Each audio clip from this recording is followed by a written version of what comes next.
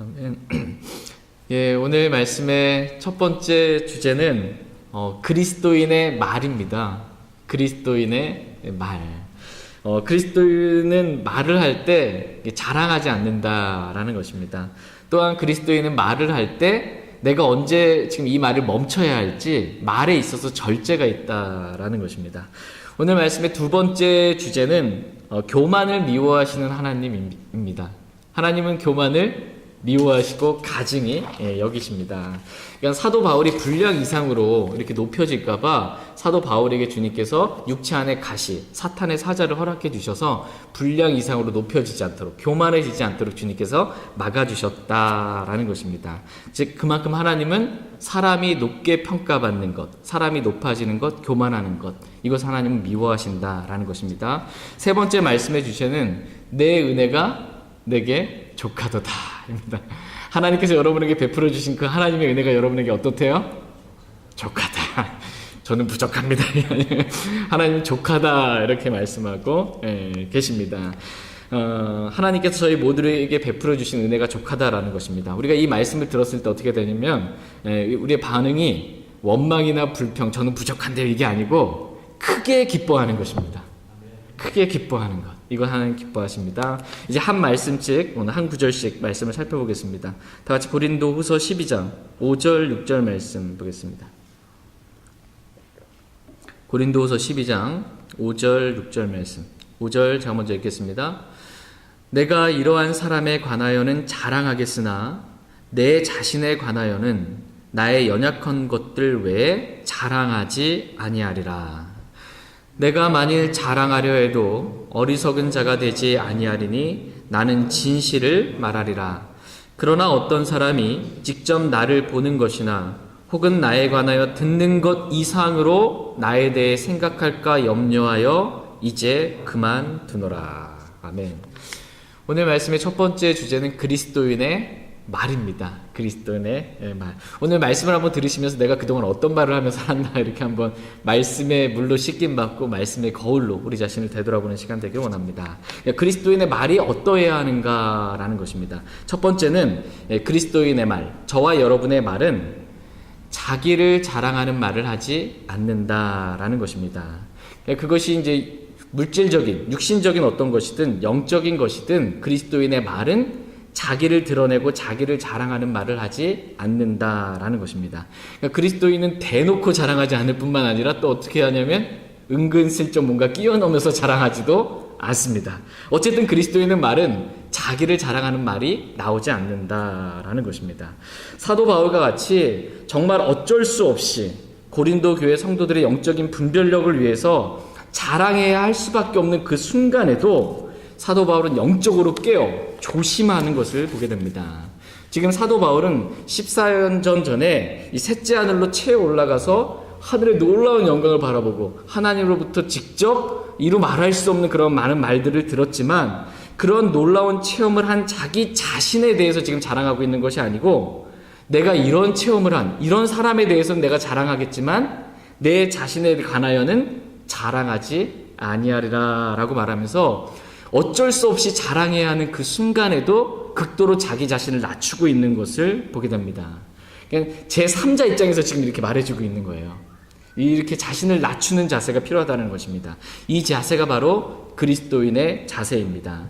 그러니까 그리스도인은 말을 할 때 자신을 낮추어서 겸손한 말을 할 줄 알아야 합니다.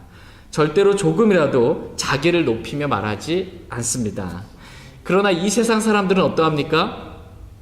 이 세상 사람들은 여러분 대화해 본 적이 많이 있으시죠? 이 세상 사람들은 말하다 보면 이 세상 사람들이 입만 열면 거의 다 자기 자랑만 나옵니다. 말을 할 때 자기를 높이고 상대방은 어떻게 해요?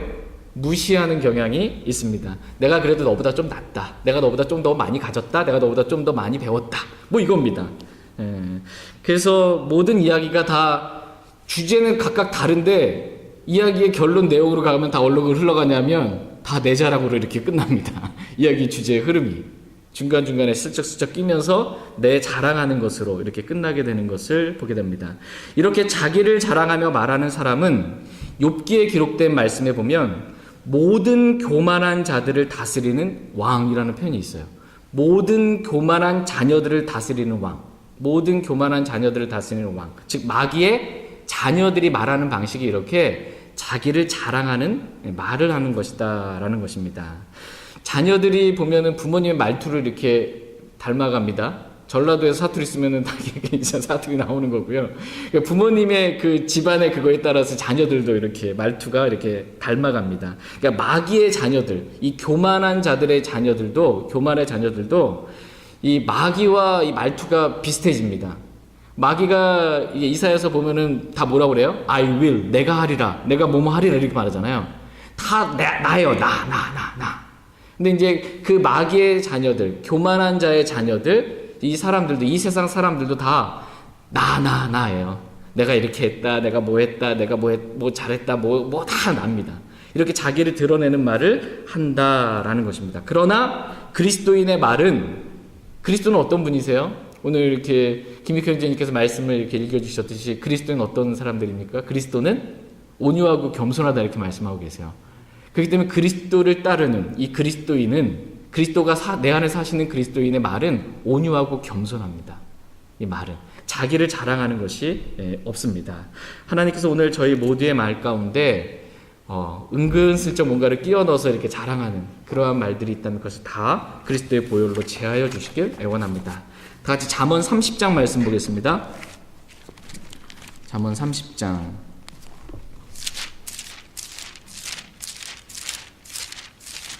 잠언 30장 32절 말씀 보겠습니다.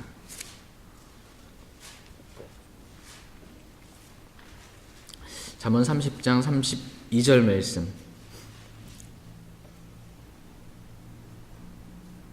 같이 읽겠습니다. 만일 내가 어리석게 행하여 내 자신을 높였거나 혹은 악을 생각하였거든 내 손으로 입을 막으라. 예. 하나님께서 오늘 저와 여러분들에게 분명하게 말씀하십니다. 내가 어리석게 행하여, 그러니까 어리석은 거랍니다. 내가 어리석게 행하여 내 자신을 높였거나 혹은 악을 생각하였거든 어떻게 하래요? 예, 여러분 손 한번 들어보시기 바랍니다. 여러분 손을 어떻게 하랍니까? 입을 막고 이게 더 말하지 말라라는 겁니다. 이게 강제로라도 입을 막으라는 것입니다. 손으로 입을 막아서라도 더 이상 자기를 높이는 그런 어리석은 교만한 말은 하지 말라라고 주님은 말씀하십니다. 이것은 그 말의 문제 이전에요, 마음의 문제입니다. 그러니까 마음이 교만하기 때문에 마음에 가득한 것을 입으로 말하는 것입니다. 그래서 교만한 말, 자기를 자랑하는 말이 나오게 되는 것입니다. 그렇더라도 아직 마음이 그렇게 겸손해지지 않았다 하더라도 더 이상 나오진 못하도록 어쨌든 입을 막으라는 거예요. 더 이상 그런 어리석은 말, 자기를 자랑하는 말, 자기를 드러내는 말, 이런 말들은 하지 말라라는 것입니다. 하나님께서는 우리의 입의 말 중에 알지 못하는 것이 한마디도 없다 이렇게 성경 말씀하세요. 우리가 교만한 말을 할 때 우리 안에 계신 성령님, 우리 주님은 어떠냐면 우리가 교만한 말을 할 때 슬퍼하시는 분이십니다. 그래서 그러한 말을 하지 않게 되기를 주님 원하십니다. 저희 모두가 이 잠언 말씀에 따라 내가 어리석게 행하여 내 자신을 조금이라도 높였거나 혹은 악을 생각한 것이 있다면 내 손으로 내 입을 이렇게 막고 다니기 원합니다. 요즘 한국에 가서 보니까 한국에서는 황사 때는 마스크 끼고 다니잖아요. 네, 마스크를 끼든 손으로 막든 어쨌든 교만한 말이 우리 가운데 나오지 않게 되기를 원합니다. 그리스도인의 말 두 번째는 절제가 있는 말입니다. 절제가 있는 말. 그러니까 말을 하다가도 주님이 지금 이 말을 계속 하라고 하시는 것 같지 않다라는 느낌이 있으면 그렇게 그만두는 것입니다. 더 하고 싶은 말이 있다 하더라도 그리스도인의 말은 영적으로 이건 아니다라고 싶으면 하고 싶은 말이 있어도 그만두는 절제가 있어야 한다라는 것입니다. 사도 바울은 지금 자신이 하는 말이 진실이지만 보통 사람들은 이 과장하는 말들을 잘합니다. 남자들 보통 군대 갔다 오면은 모여가지고서는 군대 얘기하면서 하면은 거의 무협지 하나를 쓰는 거죠. 그러니까 자랑하는 과장의 말들이 참 많은데 사도 바울은 지금 자신이 본 이 영적인 계시와 환상들에 대해서 자랑하는 말을 하니나 과장하는 말을 한 것이 아니고 실제 경험했던 진실만을 지금 말하고 있습니다. 그러함에도 불구하고 내가 실제로 환상과 계시를 경험한 걸 진실을 지금 말하고 있음에도 불구하고 이 말할 때의 느낌이 어떠냐면 내가 지금 이 말을 할 때 이 말을 받는 사람이 나에 대해서 불량 이상하고 나를 생각할까 염려가 되는 이 느낌이 성령님께 주신 느낌이 있으면 내가 이제 그만하노라 이렇게 하는 거예요. 내가 이제 더 이상 말하지 않겠다라는 것입니다. 이렇게 그리스도인의 말은 멈출 줄 알아야 합니다. 그러니까 말에 절제가 있어야 한다라는 것입니다. 내가 좋다고 그냥 흥분돼서 막 말하는 게 아니고 성령님께서 그만하라라고 이렇게 마음에 사인을 주시면 그때 멈출 줄 알아야 한다라는 것입니다. 이것이 성경에서 말하는 성령의 열매인 절제입니다. 절제. 내가 성령을 따르는 사람이면 성령의 열매인 절제는 자연스럽게 말에 있어서는 행동에 있어서는 맺힙니다. 근데 내가 성령을 따르는 사람이 아니고 육신적인 사람이에요. 그럼 성령의 열매인 절제가 안 맺히잖아요. 그렇다 하더라도 기본적으로 다른 사람에 대한 배려하는 마음이 있어야 한다라는 것입니다. 그러니까 상대방이 대화를 하는데 듣기 싫어하는데 자꾸 내 자랑만 막 하고 있으면 어떻게 됩니까? 이게 대화하고 싶지 않은 상대가 이제 되고 마는 것입니다. 어떤 사람이 만났는데 내 자랑만 막 해요. 그럼 이 사람은 듣고 싶지 않잖아요. 여러분 누가 자랑하는 거 듣고 싶으세요? 누가 자랑하면 그거 듣고 싶지 않잖아요. 근데 내가 그리스도인으로서 자꾸 자랑하는 말 하게 되면 이 사람이 듣고 싶지 않아요. 그럼 내가 이 사람한테 복음을 알려주고 싶고 내가 이 사람한테 진리를 알려주고 싶은데 이미 한 번 됐단 말이에요. 내가 자랑하는 말 때문에 듣고 싶지 않은 게 됐어요. 그러면은 내가 복음을 말해줘도 진리를 말해줘도 또 자기 자랑하려나 보다 이렇게 되는 겁니다. 그러면 이게 막히는 것입니다. 그래서 그리스도인은 절대로 자기를 자랑하는 말을 하면 안 되고 그것이 이제 멈출 때 딱 멈출 줄 알아야 한다라는 것입니다. 그리스도인의 말에 있어서는 절제가 있어야 한다라는 것입니다. 그만둘 때를 알아야 한다라는 것입니다. 세 번째 그리스도인의 말은 항상 은혜로워야 한다라는 것입니다. 항상 은혜로워야 한다. 다 같이 골로새서 4장 6절 말씀 보겠습니다. 골로새서 4장 6절 말씀.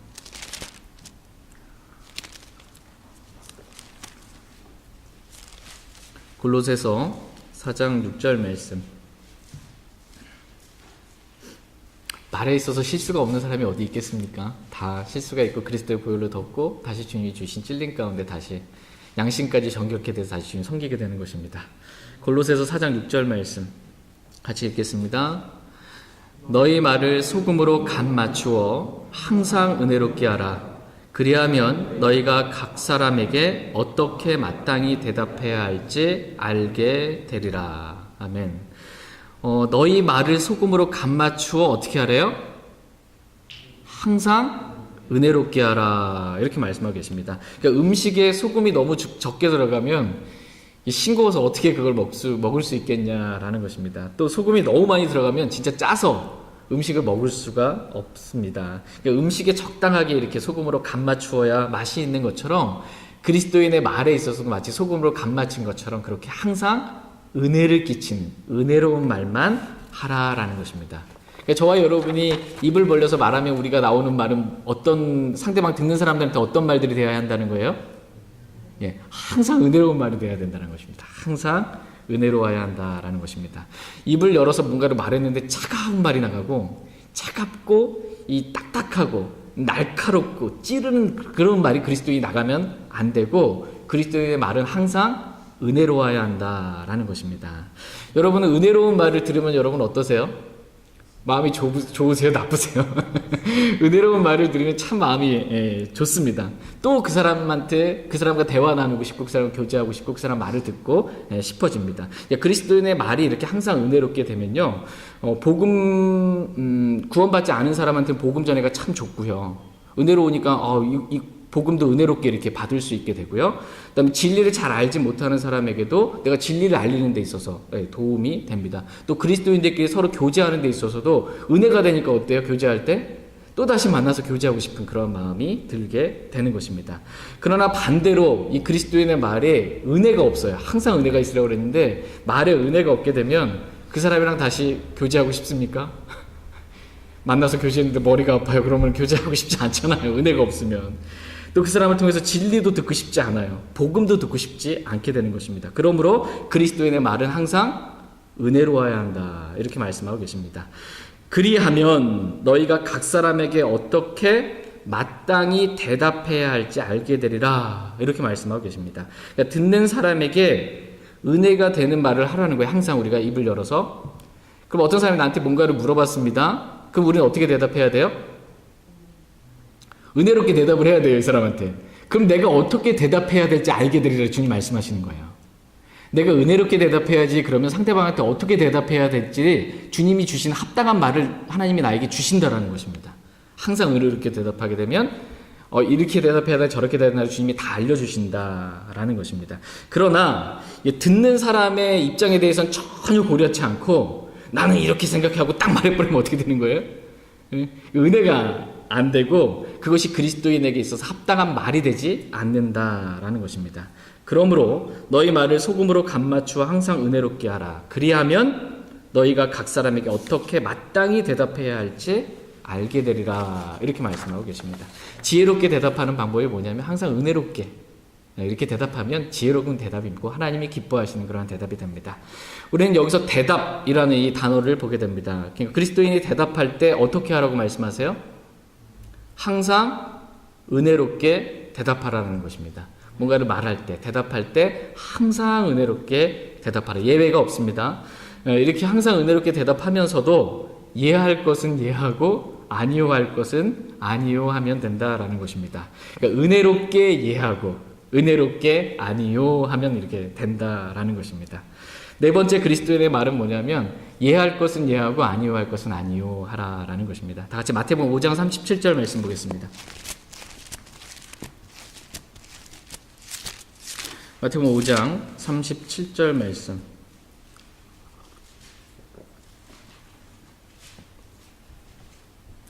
마태복음 5장 37절 말씀 보겠습니다. 같이 읽겠습니다.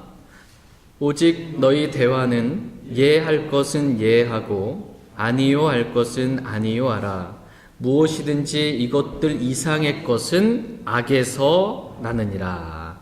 이 말씀의 흐름을 이렇게 한번 보시면요. 33절, 34절, 그리고 35절 이렇게 보시면 34절에 나는 너에게 이르니 결코 맹세하지 말라라는 말씀 가운데 지금 예수님께서 이 말씀을 주시는 겁니다. 이게 말씀의 흐름의 내용이 뭐냐면 맹세와 관련돼서 지금 이 말씀을 주시는 것입니다. 그러니까 당시에 그 예수님 당시에 유대인들이 주로 어떻게 말을 하고 대화를 했냐 하면 서로 뭔가 말하다가 잘 안 되잖아요. 그러면 하늘로 두고 맹세를 하고 땅을 두고 맹세를 하고 예루살렘을 두고 맹세를 하는 거예요. 내가 맹석한데 단언컨대 내가 이러지 않았다고 막. 너무 맹세를 쉽게 하고 있는 것입니다. 그렇기 때문에 너희의 대화는 그렇게 맹세하지 말고 그냥 예 할 것은 예, 아니요 할 것은 아니요 하라는 것입니다. 그 이상으로 지나쳐서 내가 맹세컨대 나는 결코 그런 일을 한 적이 없다고 막 주님을 두고 맹세한다, 막 하늘을 두고 맹세한다 이런 것만 하지 말라는 겁니다. 맹세와 관련해서 예 할 것은 예하고 아니요 할 것은 그냥 아니요 하라는 것입니다. 근데 이 말이 좀 오해가 돼가지고 어떻게 되냐면 그리스도인의 말은 예, 아니요 이렇게 좀 뭔가 분명 딱 부러지고 분명해져야 된다. 이게 그리스도인의 합당한 말이다. 이렇게 좀 와전되고 오해된 좀 경향이 있는 것 같습니다. 근데 이거는 뭐냐면 그냥 예 하면 되고 아니요 하면 되지 뭐 거기다 맹세까지 하면서 막 이렇게 하지 말라는 이야기이지 막 분명하고 단호하게 막 찌르듯이 막 이렇게 예 아니요 막 이렇게 하는 말이 아니다라는 것입니다. 말씀의 흐름이 지금 그래요. 잠언 12장 18절 말씀 보겠습니다. 잠언 12장 18절.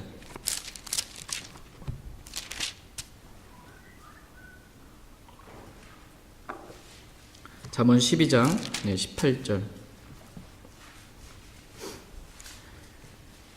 잠언 12장 18절. 잠언 12장 18절 같이 읽겠습니다. 칼로 찌르듯이 말하는 자가 있거니와 지혜로운 자의 혀는 건강하게 하느니라. 아멘.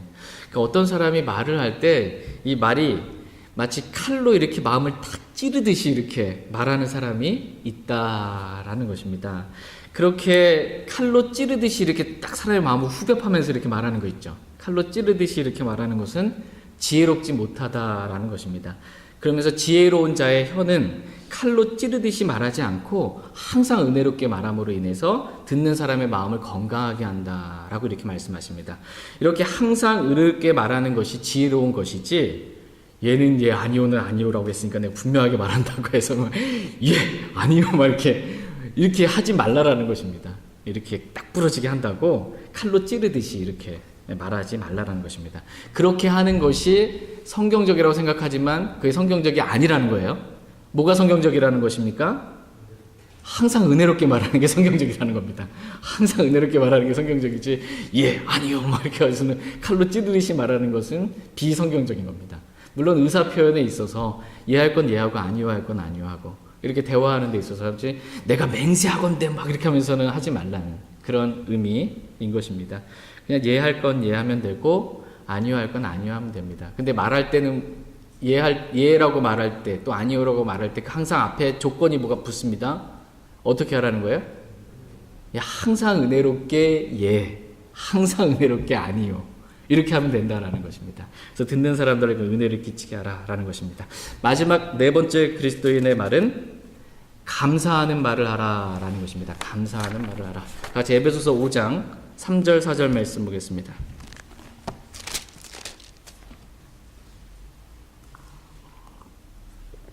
에베소서 5장 3절 4절 말씀. 3절 4절입니다. 3절 제가 읽겠습니다. 오직 음행과 모든 부정한 것과 혹은 탐욕은 너희 가운데서 한 번이라도 그 이름조차 부르지 말라. 그것이 성도에게 합당하니라. 또한 추잡한 것이나 어리석은 이야기나 희롱하는 말도 적합하지 아니하니 하지 말고 오히려 감사하는 말을 하라. 아멘.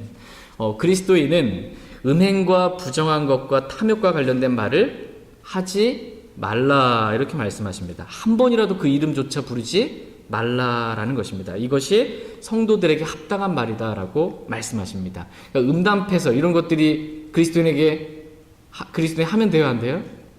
한 번이라도 하지 말라는 것입니다. 거기 맞장구 치지도 말고 그런 말 하지 말라는 것입니다. 또한 추잡한 말이나 어리석은 이야기나 남을 희롱하는 말, 비하하면서 희롱하는 말, 이것도 그리스도인에게 적합한 말이 아니다라고 말씀하십니다.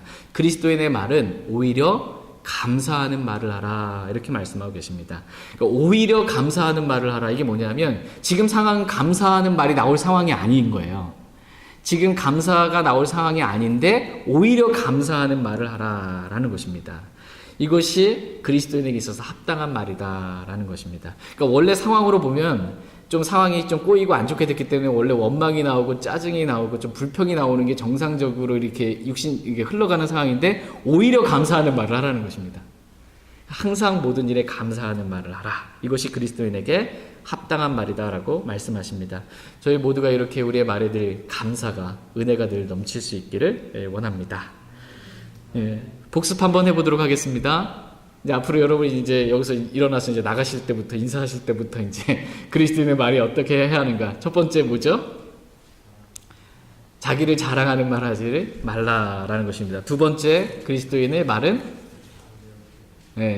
그 세 번째고, 이제 두 번째는 절제, 말에 있어서 그만둘 때를 알아야 하는 절제의 말이 있어야 하고, 세 번째는 그리스도인의 말은 항상 은혜로워야 한다. 예외가 없습니다. 항상 은혜로워야 한다라는 것이고, 네 번째 그리스도인의 말은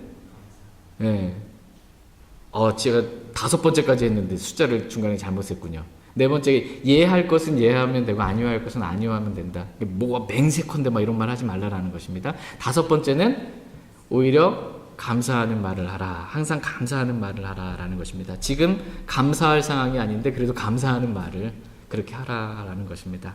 저희 모두가 이렇게 그리스도인에게 합당한 말을 하며 모든 사람에게 은혜를 끼치며 하나님께 영광을 돌리는 귀한 삶을 살 수 있길 원합니다.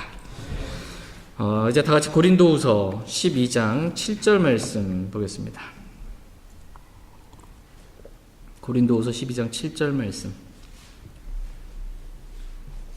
고린도후서 12장 7절 네, 같이 읽겠습니다. 계시들이 넘침으로 말미암아 내가 분량 이상으로 높여지지 않게 하시려고 주께서 내게 육체 안에 가시 곧 사탄의 사자를 주사 나를 치게 하셨으니 이것은 내가 분량 이상으로 높여지지 않게 하려 하심이라. 아멘. 하나님께서 이 사도 바울을 처음 만나 주셨을 때부터 시작해서 이 사도 바울은 수많은 계시들을 이렇게 받아 왔습니다. 정말 넘치는 계시들을 이 사도 바울은 주님으로부터 받았습니다.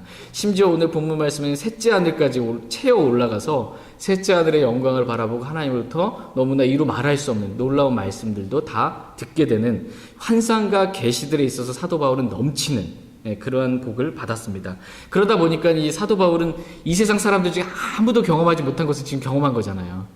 그러니까 이 사도 바울에게 있어서 분량 이상으로 사도 바울이 높여질 수 있는 그런 위험 요소가 있었다라는 것입니다. 그래서 하나님께서 바울이 분량 이상으로 높여지지 않게 하려고 주께서 사도 바울의 이 육체 안에 몸 안에 가시, 곧 사탄의 사자를 주셨습니다.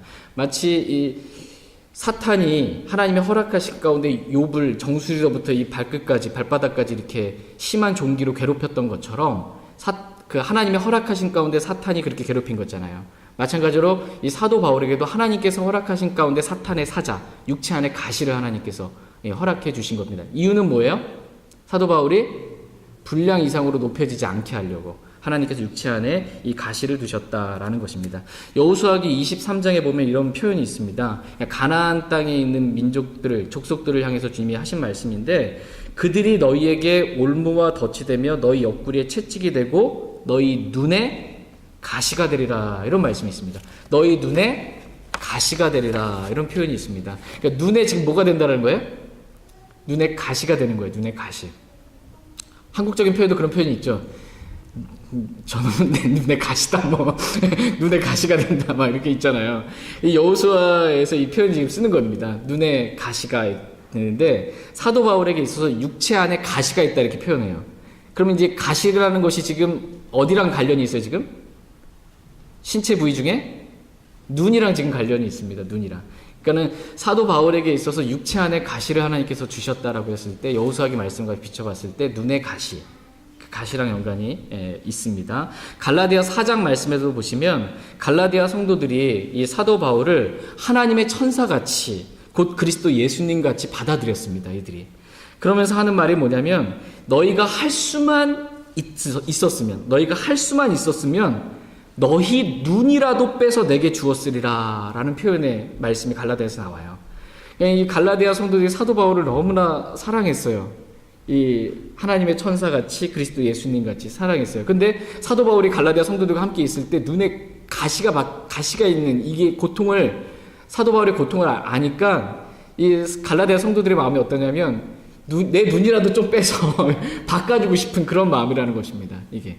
그래서 사도 바울이 갖고 있었던 육체 안에 있는 가시, 이게 안질, 눈의 가시구나라고 이렇게 말씀을 비교해서 살펴보면 알 수 있습니다. 근데 여러분 한번 생각해 보세요. 여러분 눈에 티라도 이렇게 뭐 하나 들어가면 어때요? 엄청 아픈다고. 얼마 전에 한두 달 전인가 우리 자매가 저한테 너무 아파가지고 막 울더라고요. 고통스럽게. 여기 눈에 뭐가 들어간 것 같으면 너무 아프대. 눈 깜빡 이렇게 할 때마다. 근데 제 눈에는 안 보여요. 안 보이는데 너무 고통스럽게 하고 아파서 우는 거예요. 그러니까 눈에 무슨 티 하나만 들어가도 그렇게 아픈데 눈에 가시가 하나 딱 박혔다고 생각해보세요. 가시가. 이 고통을 이루 말할 수 없는 것입니다. 얼마나 아팠겠습니까, 사도 바울이. 근데 이 육체 안에 이 가시, 눈의 가시를 사도 바울이 달고 살았습니다. 평생 죽을 때까지 달고 산 거예요. 달고 살았어요. 이유는 뭐예요? 하나님께서 그 가시 안 빼주시고 분량 이상으로 사도 바울이 높여지지 않게 하려고 주님께서 육체 안에 가시를 허락해 두셨다라는 것입니다. 그러므로 사도 바울은 눈이 아플 때마다 뭘 느꼈을까요? 눈이 아플 때마다. 지금 주님께서 나보고 교만하지 말라고 눈을 콕콕 찌르시는구나, 지금. 이런 마음이 들었을 겁니다. 느낌이 있는 거예요. 성령님의 느낌. 지금 내가 너무 교만해질까봐 지금 하나님이 나를 눈을 지금 이렇게 아프시게 하는구나 라는 그런 마음이 들면서 겸손한 마음을 갖게 됐습니다. 내가 절대로 분량 이상으로 나의 자신을 드러내거나 높이지 말아야지, 내가 교만하면 안 되지라는 마음을 늘 갖고 살게 되었을 것입니다. 하나님께서는 사도 바울이 이렇게 분량 이상으로 높여지지 않게 하기 위해서 그의 육체 안에 가시를 평생도록 허락해 주신 것입니다. 그만큼 하나님은 이 사람이 높임받는 것을 어떻게 하신다라는 거예요? 그 싫어하시고 미워하시고 가증 여기신다라는 것입니다. 다 같이 누가복음 16장 말씀 보겠습니다. 누가복음 16장. 사도 바울이라도 그렇게 높임받으면 안 된다라는 거예요. 주님의 마음은. 누가복음 16장 15절 말씀 보겠습니다. 누가복음 16장 15절 말씀. 누가복음 16장 15절 말씀 같이 읽겠습니다. 그분께서 그들에게 이르시되 너희는 사람들 앞에서 너희 자신을 의롭게 만드는 자들이나 너희 마음을 하나님께서 아시나니 사람들 가운데서 높게 평가받는 것은 하나님 보시기에 가증한 것이니라. 사람들 가운데서 높게 평가받는 것 하나님 보시기에 어떻대요? 가증한 것이다. 사람들이 봤을 때에는 저 사람 훌륭한 사람 높게 평가 이거지만 하나님의 눈으로 봤을 때는 그것은 가증한 것이다. 이렇게 말씀하고 계십니다. 여기서 너희는 누구냐면 바리새인을 의미합니다. 그 윗구절에 보면 바리새인이 나옵니다. 이 바리새인, 이게 너희는 사람들 앞에서 너희 자신을 의롭게 만드는 사람이다라는 것입니다. 바리새인의 특징이 사람들 앞에서 자기 자신을 의롭게 만드는 것입니다. 만약 저와 여러분들도 사람들 앞에서 우리 자신을 의롭게 만드는 경향이 있다면 우리 바리새인적인 경향을 갖고 사는 것입니다. 그러면 안 된다라는 것입니다. 그러나 하나님께서는 우리의 마음을 지금 아신다라는 거예요. 하나님께서 마음을 아신다라는 거예요. 바리새인의 마음이 어떠한지를 지금 하나님은 아신다라는 것입니다. 바리새인의 마음이 어떤 마음이냐면 사람들 가운데서 자신이 높게 평가받기를 원하는 마음, 즉 교만한 마음인데 이 마음은 하나님께서 보시기에 가증한 것이다. 이렇게 말씀하고 계십니다. 하나님은 교만한 마음을 미워하시고 가증히 여기십니다. 시편 18편에 보면은 주께서 교만한 눈빛은 낮추시리이다 라는 말씀이 있어요. 주님께서 교만한 눈빛, 사람 눈빛만 봐도 이렇게 겸손하고 온유한지 이렇게 알잖아요. 근데 교만한 눈빛, 도도한 눈빛, 막 이런 눈빛이 있습니다.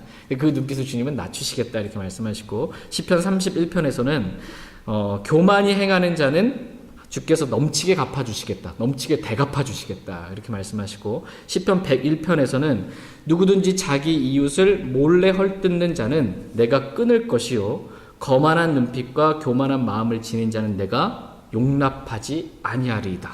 이렇게 말씀합니다. 용납하지 않겠다라는 것입니다. 교만한 것에 대해서는 주님은.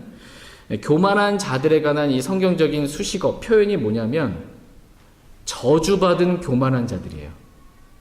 교만한 자 그러면 그 앞에 붙는 수식어가 뭐냐면 저주받은 교만한 자들이라고 말씀하십니다. 시편 119편에 저주받은 교만한 자들 즉 곧 주의 명령들을 떠나 잘못하는 자들을 주께서 꾸짖으셨나이다 이렇게 말씀하고 계십니다.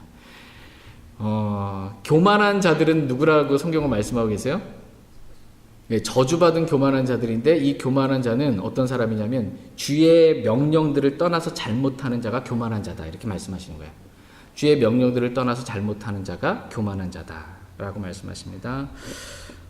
잠언 8장에서 나는 교만과 거만과 악한 길과 비뚤어진 입을 미워하느니라 이렇게 말씀하시고 잠언 16장에서 마음이 교만한다는 자는 다 죽게 가증한 자니라고 이렇게 말씀하십니다. 그 가증한 자가 마음이 교만한 자가 손에 손을 잡을지라도 그는 벌을 면치 못하리라 이렇게 말씀하십니다. 거만한 눈빛과 교만한 마음과 사악한 자의 쟁기질은 죄니라 이렇게 말씀하고 계세요. 그 자체가 그냥 죄라는 거예요. 교만한 마음을 가지고 그 사람이 여러분 쟁기질하는 게 뭐가 죄겠습니까? 쟁기질하는 게 쟁기질하는 게 죄래요. 왜냐하면 쟁기질할 때 그 사람의 마음 상태가 교만한 마음으로 쟁기질하면 죄라는 것입니다. 뭘 해도 다 죄가 되는 것입니다. 마가복음 7장에 보면 사람의 이 마음 속에서 나오는 것이 있는데 예수님께서 하신 말씀입니다. 사람의 마음에서 나오는 것이 사람을 더럽히는데 사람의 마음에서 뭐가 나오냐면 교만과 어리석음이 나오는데 이 모든 악한 것이 나와서 사람을 더럽게 한다라고 말씀하고 계십니다. 교만이 내 속에서 나오면 어떻게 되는 것입니까? 내가 더럽게 되는 거예요. 다른 사람도 더럽힐 수 있는 요인이 되는 것입니다. 그렇기 때문에 말씀의 물로 깨끗하게 씻김 받아야 한다라는 것입니다. 다 같이 베드로전서 5장 5절 말씀 보겠습니다. 베드로전서 5장 5절 말씀.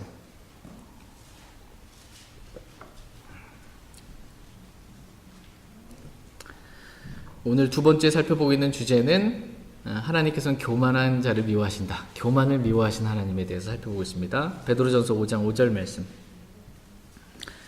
베드로전서 5장 5절 말씀 같이 읽겠습니다.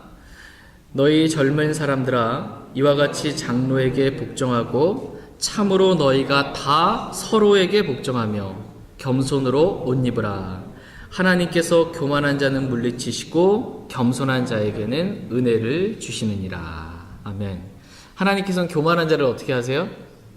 물리치신다. 이렇게 말씀하시고 겸손한 자에게는 은혜를 주신다. 이렇게 말씀하고 계십니다. 저희 모두가 하나님께서 가증히 여기시고 미워하시는 이 교만한 마음은 우리 마음 가운데서 다 그리스도의 보혈로 말씀의 물로 다 씻어내고 오직 겸손한 마음으로 주님께서 주시는 은혜만 늘 받으며 살아갈 수 있길 원합니다. 그런데도 계속 내 마음이 계속 교만하면 어떻게 될까요? 그런데도 잘 이게 안 돼. 이게 교만의 마음이 잘 이게 안 꺾여지면 어떻게 될까요? 이제 남아있는 일은 멸망 외에는 없습니다. 교만한 마음이 안 없어지면 멸망 외에는 없습니다. 왜냐하면 잠언 16장 18절 말씀을 보면 그렇게 말씀해주고 있기 때문입니다. 잠언 16장 18절 같이 보겠습니다. 잠언 16장 18절. 교만이 안 없어지고 계속해서 교만한 말이 나오고 계속 교만한 눈빛, 교만하게 행하는 것들이 나오게 되면 결과는 너무나 뻔하다라는 것입니다. 잠언 16장 18절. 잠언 16장 18절 말씀 같이 읽겠습니다.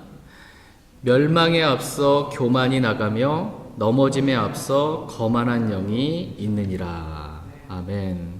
멸망에 앞서서 나가는 게 뭐예요? 교만입니다. 그러면 내 안에서 교만이 나와요. 그 다음에 교만 다음에 뒤따른 게 그럼 뭐라는 거예요? 멸망이라는 것입니다. 그래서 교만을 없애지 않으면 멸망이 이렇게 뒤따라오기 때문에 하나님께서는 이 교만에 대해서 우리가 처리할 수 있게 되기를 원하십니다. 저희 모두가 미가서 6장 8절 말씀처럼 주께서 내게 요구하시는 것은 오직 의롭게 행하고 긍휼을 사랑하며 겸손하게 내 하나님과 함께 걷는 것이 아니냐라는 이 말씀처럼 겸손하게 하나님과 함께 걷는 그러한 삶을 살 수 있길 원합니다. 다 같이 고린도후서 이제 12장 8절 9절 말씀 보겠습니다. 고린도후서 12장 8절 9절.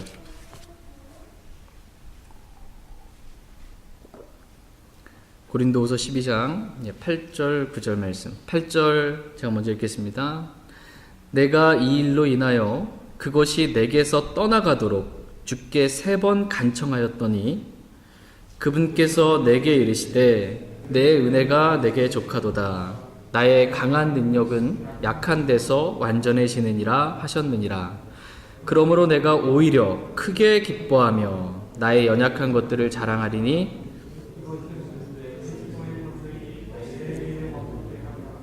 아멘.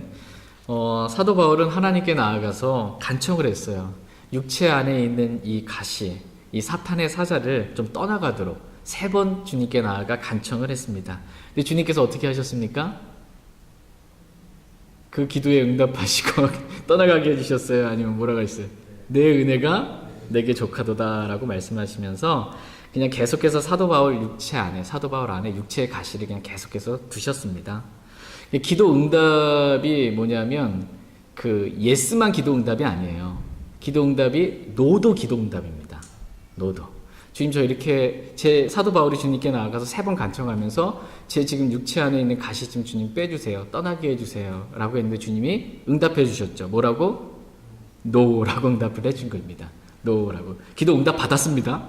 네, 기도 응답 받았어요. 그래서 주님의 뜻이 분명하게 사도 바울은 알았기 때문에 3번 간청했는데 주님이 노라고 말씀하셨기 때문에 다시 그것에 대해서 더 이상 기도하지는 않았습니다. 물론 우리가 그 육체 안에 몸이 안 좋고 힘들면 우리가 아직 주님의 뜻을 모르기 때문에 계속 기도해야 합니다.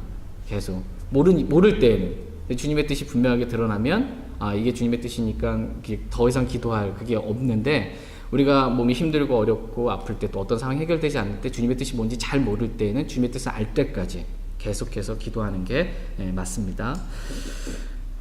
지금 사도 바울이 기도했을 때 주님께서는 사도 바울이 분량 이상으로 높여지지 않게 하려고 그 기도에 대해서 노라고 이렇게 응답을 해주셨습니다. 예. 근데 사도 바울은 그러면 육체 안에 이 가시를 계속 평생도록 달고 다녔을까요? 아니면 없었을까요? 평생도록 달고 다닌 겁니다. 평생도록. 그러면서 사도 바울은 주님을 계속해서 섬겼습니다. 그러니까 저와 여러분들도 마찬가지입니다. 하나님께서 우리에게 뭔가를 허락하신 것들이 있습니다. 그것이 이제 내 눈에 봤을 땐 별로 가시 같은 것들을 허락하신 것들이 있을 수 있어요. 육체 안에 가시를 두신 것처럼 건강의 문제, 아픔을 주시든 아니면 재정의 어려움을 주시든 상황의 어려움을 주시든 하나님께서 우리에게 어떤 문제들을 허락해 주신 것이 있을 때 그 문제가 있다고 해서 우리는 주님을 섬기는 것을 포기해서는 안 된다라는 것입니다. 사도 바울이 평생도록 육체 안에 가시를 가지고 그냥 그 가시를 가진 채 주님을 계속해서 섬겼던 것처럼 저와 여러분들도 문제가 아직 해결되진 않았지만 그 문제를 그냥 가지고 있는 모습 그대로 주님을 섬기는 것이 마땅하다라는 것입니다. 그냥 그 문제를 가지고 재정적인 문제이든 경제적인 문제이든 어떤 상황의 문제이든 그냥 그 문제를 가지고 그 상태에서 사도 바울과 같이 주님을 최선을 다해 섬기는 것, 이것이 저와 여러분들이 해야 될 일이다라는 것입니다. 그런데 주님께서 제 이 문제 해결해 주실 때까지는 저는 아무것도 안 하겠습니다 이러면 안 된다는 거예요. 해결 안 해주셔도 여전히 계속 섬기는 모습이 있어야 한다라는 것입니다. 지금 사도 바울이 주님께 나아가서 제 육체 안에 가시 이 문제를 해결해 주세요라고 3번 간청을 했습니다. 근데 주님께서 뭐라고 대답하셨어요? 내 은혜가 내게 족하도다 이렇게 말씀해 주셨습니다. 그러니까 주님께서 사도 바울에게 베풀어 주신 주님의 은혜가 내게 족하다라는 것입니다. 하나님께서 우리에게 주신 모든 것이 다 하나님의 은혜입니다. 하나님께서 우리에게 주신 모든 것들이 다 하나님의 은혜. 우리가 받을 자격이 없는데 그러한 자에게 주신 거, 하나님이 주시면 이게 은혜예요. 하나님께서 우리에게 근데 하늘에서 허락하지 않으면 우리는 받을 수 없다고 말씀하고 계세요. 우리가 받은 건 다 누가 주신 거예요? 하나님이 주신 거예요. 그게 다 하나님의 은혜다라는 것입니다. 사도 바울의 입장에서는 육체 안에 있는 이 가시 있죠. 이것도 지금 다 뭐라는 거예요? 하나님이 주셨잖아요. 이것도 하나님의 은혜다라는 것입니다. 왜냐하면 사도 바울이 육체 안에 가시를 이렇게 가지고 있지 않았더라면 사도 바울이 분량 이상으로 높여졌겠죠. 그러면은 이 멸망에 앞서 교만이 나가니까 사도 바울은 어떻게 되겠어요? 멸망할 수밖에 없겠죠. 하나님께서 사도 바울을 사랑하기 때문에 그에게 육체 안에 가시를 두심으로 교만하지 못하도록 분량 이상으로 높여지지 못하도록 그래서 항상 겸손할 수 있도록 해주셔서 겸손한 자에게 주시는 은혜를 많이 베풀어 주셨던 것입니다. 그건 역시 육체 안에 있는 이 가시 역시 하나님의 은혜였다라는 것을 알게 된 것입니다. 여기서 중요한 것이 뭐냐면 관점입니다. 관점의 차이예요. 관점의 차이. 그러니까 내 중심의 관점, 육신적인 관점, 이 땅, 이 세상의 관점에서 보면 육체 안에 가시가 있다라는 것은 뭐가 되는 거예요? 그건 하나님의 은혜가 아니고 그건 도리어 고통이 되는 것이지만 하나님의 관점, 이 하늘의 관점, 영원의 관점에서 보게 되면 사도 바울이 갖고 있는 육체 안에 있는 이 가시는 하나님의 은혜가 되는 것입니다. 예. 혹시 오늘 여러분 마음 가운데 내 상황이나 환경이나 몸이나 뭐 재정이나 많은 것들 가운데 마치 나를 찌르는 나를 고통스럽게 하는 가시처럼 여겨지는 어떠한 것들이 있다면 그것이 내게 고통이 아니고요. 관점을 한번 바꿔보시기 바랍니다. 이게 하나님의 관점에서, 하늘의 관점에서, 영원의 관점에서 봤을 때 이것이 나에게 베풀어 주신 하나님의 은혜였구나라는 것을 많은 부분에 있어서 깨달아 알게 될 것입니다. 그러면 이 많은 문제들이 뭐냐면 결국 은이나 금이나 이렇게 용광로를 통과해야 순금 나오잖아요. 정금이 나오고. 마찬가지로 우리의 믿음이 정금같이 나오려면 이 어려운 환경들을 통과해야 됩니다. 믿음의 단련이 있어야 됩니다. 그래야 금보다 더 귀한 이 순수한 하나님께서 기뻐하시는 정금 같은 믿음이 나오게 됩니다. 그게 그래서 우리에게 유익이고 은혜가 되는 것입니다.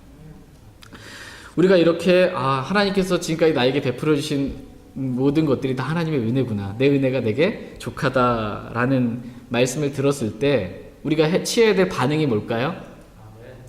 아멘. 내가 너에게 베풀어 주신 하나님의 은혜가 내게 족하다라고 했을 때 우리가 취해야 될 반응은 크게 기뻐하는 겁니다. 크게 기뻐하는 것.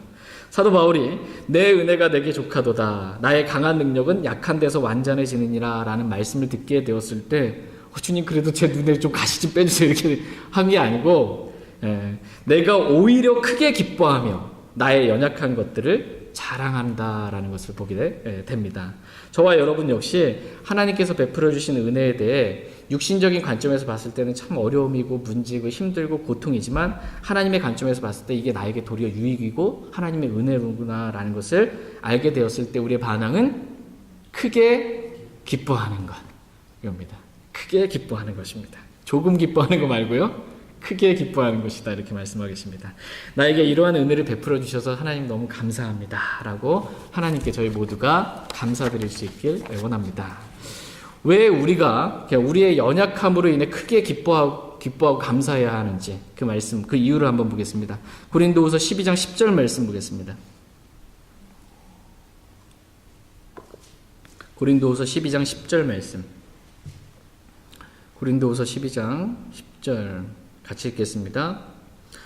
그러므로 내가 그리스도로 인하여 연약한 것들과 치욕과 궁핍과 핍박과 고난당하는 것을 기뻐하노니 내가 약할 그때에 내가 강하니라.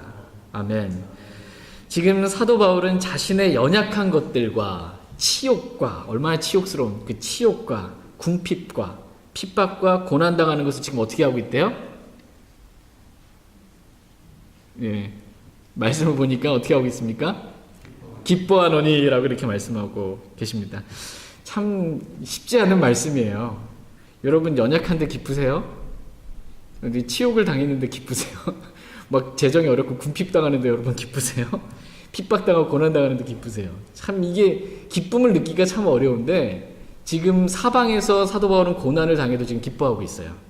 지금 내가 궁핍을 당해도 핍박이 있고 고난이 있고 연약해도 나는 지금 기뻐한다라는 거예요. 크게 내가 기뻐한다. 그 이유가 뭐냐 하면 내가 약할 그때, 내가 약할 때 내가 영적으로 더욱 강해지기 때문이다 라고 이렇게 말씀하고 계십니다. 다 같이 고린도후서 13장 4절 말씀 읽고 오늘 말씀 마치겠습니다. 내가 약할 때 주님이 강함 되신다 라는 말씀의 의미가 뭔지 보겠습니다. 고린도후서 13장 4절 말씀.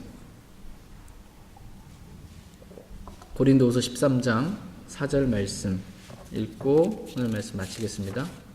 고린도후서 13장 4절 같이 읽겠습니다.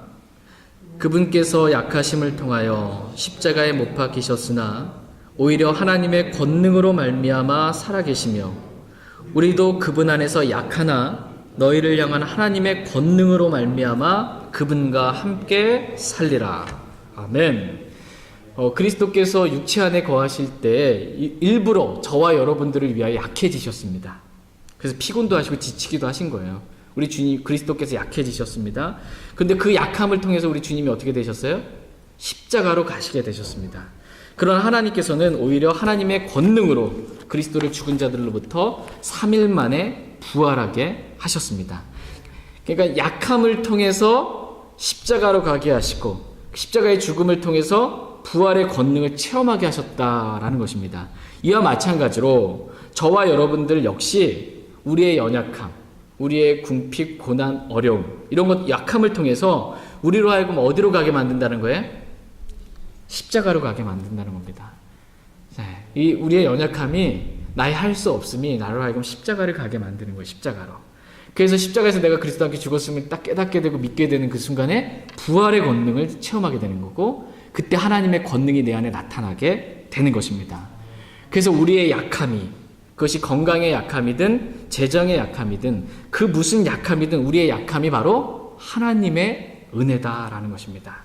그리고 나로 하여금 십자가의 권능을 체험하게 하는 하나님의 강함, 하나님의 능력이 되는 것이다 라고 이렇게 말씀하고 계십니다. 저희 모두가 이렇게 우리의 약함을 크게 기뻐하며 십자가에 통한 부활의 권능과 하나님의 권능이 나타나는 귀한 삶을 저희 모두가 살아갈 수 있길 원합니다. 개인적으로 오늘 들으신 말씀 기억하시고 주님 앞에 나아가 기도하는 그런 시간 갖도록 하겠습니다.